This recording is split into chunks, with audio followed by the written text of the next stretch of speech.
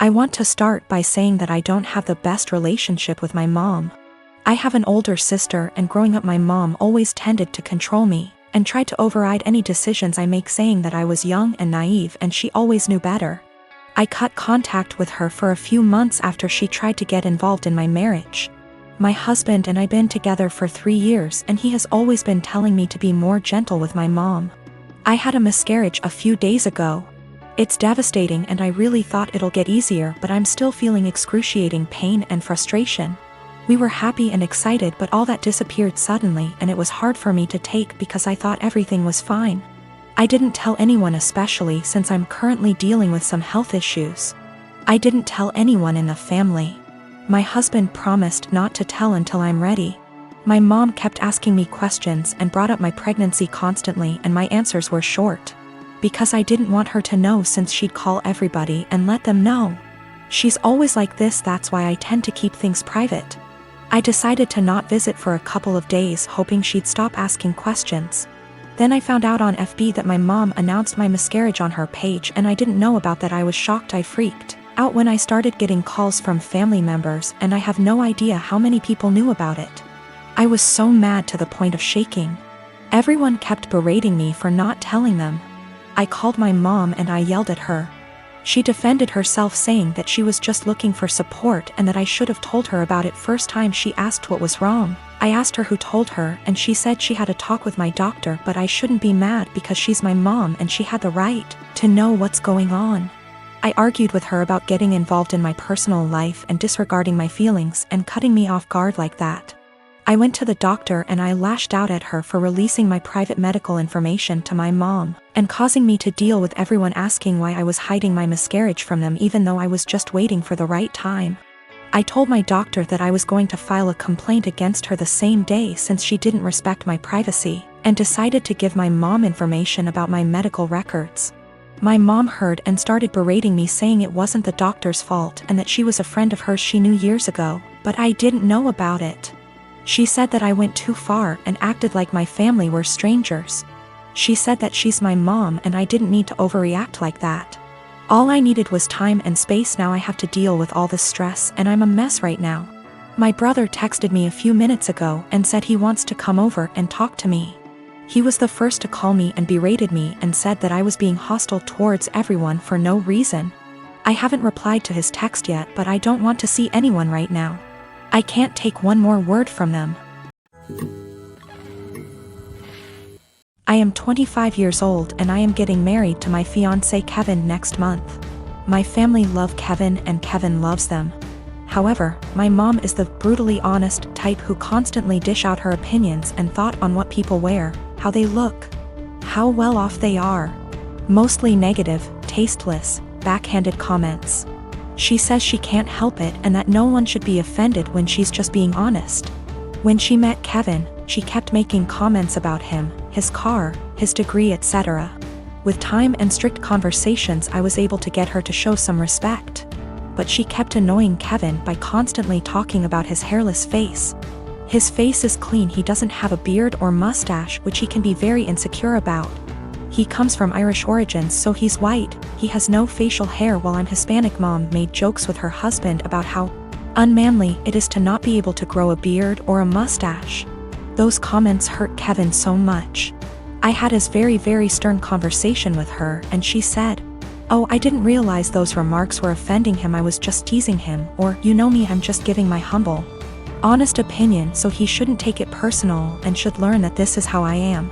She ended up sincerely apologizing to Kevin and we left it at that.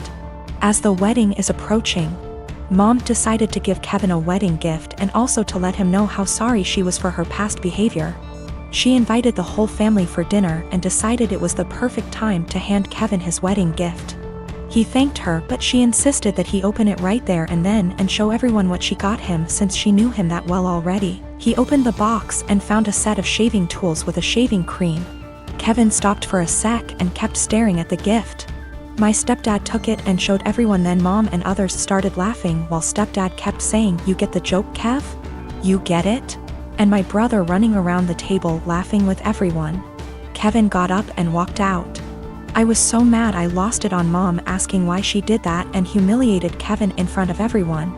She told me to relax, she was just messing with him, but I said she knew how he felt about this topic and demanded she apologize, but she said no since she wasn't responsible for his reaction and thought he was going to laugh along. I angrily said no apology, no wedding invitation, period, then walked out. She freaked out, tried to say we overreacted to a joke, and my brother said I was crazy to exclude Mom from my wedding over something so stupid. He said Kevin should get over it since it was a joke, but I refused to send an invitation and withheld until / unless she apologizes. They think I'm unreasonable choosing this to be my hill to die on and called me disrespectful for how I treated my mom. I'd like to point out that my brother and stepdad and uncle sometimes take part in teasing Kevin. My brother, who's 31 years old, would sometimes either brag about his goatee mustache in front of Kevin or tell an indirect silly joke about this topic which would irritate Kevin and just spoil any family gathering we have. But Mom is the one who started this whole campaign, and I've already had conversations with her about it. My boyfriend's mom makes these amazing cookie bars. She makes them for the holidays and family gatherings, and people always request that she brings them. I asked for the recipe once and she laughed and said no, that it was hers and she doesn't give it out to anyone. I dropped it and never asked again. I started baking a lot during the pandemic. It's been fun for me in my downtime. I decided with my free time to try to recreate the cookie bars my boyfriend's mom makes. I pulled up recipes that sounded similar from online blogs and started baking and tweaking. It took about 5 recipes and batches, but I finally nailed it down. Her secret recipe ended up essentially being a cookie bar known as a Carmelita. I then decided to make it my own and improve it to my tastes. I used higher quality chocolate, made sauce with local homemade caramels, used flaky sea salt on top, vanilla bean paste instead of extract, added a pinch of this fantastic organic cinnamon I had on hand. The results were over the top delicious. My boyfriend declared they are better than his mom's, and he finished off half a pan in 2 days. He was FaceTiming with his mom Saturday and eating one. She asked what it was and he said, "One of your caramel bars. Joe found a recipe online but made it even better." She lost it. She started yelling about how awful I was for making her cookies and how I had no right. He told her that she was overreacting and quickly ended the call.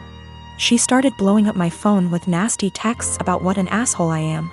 I explained to her that I found the recipe I used online where it was very public. I had actually tweaked that to make it more my own. And that I wasn't ever planning on bringing them to an event she's at, so I did not see what the big deal was. She didn't care. She called me names and told me I was wrong for baking a recipe that I knew was similar to hers. She isn't speaking to me or her son. While I don't think my boyfriend should have made the comment about how I made it even better to his mom, taking that out of the equation, she thinks I'm an asshole for even making them to begin with. I disagree, but from the texts from her and a couple other family members of hers, they think I crossed a line.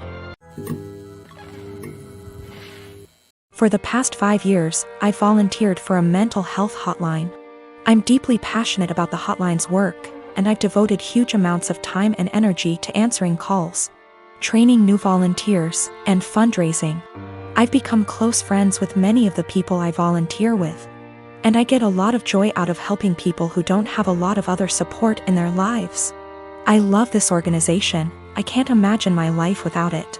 Today, the head of the organization sent out an email announcing that they've hired a new volunteer coordinator, the girl who relentlessly bullied me in high school and made my life a living hell.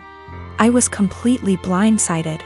I moved across the continent after graduating from high school, and I have no idea how or when this girl moved to my city. I doubt she applied for this job to deliberately antagonize me, since we've had no contact since graduation and all volunteers are anonymous. So it's just a terrible coincidence. But it still means I'm going to have to be working with a person who was unbelievably cruel to me. I really don't know what to do. Obviously, all of this was a long time ago, and it's possible she's cleaned up her act since high school. But I still hate the idea of even being in the same room as this girl. I've had her blocked on every platform for, over a decade now.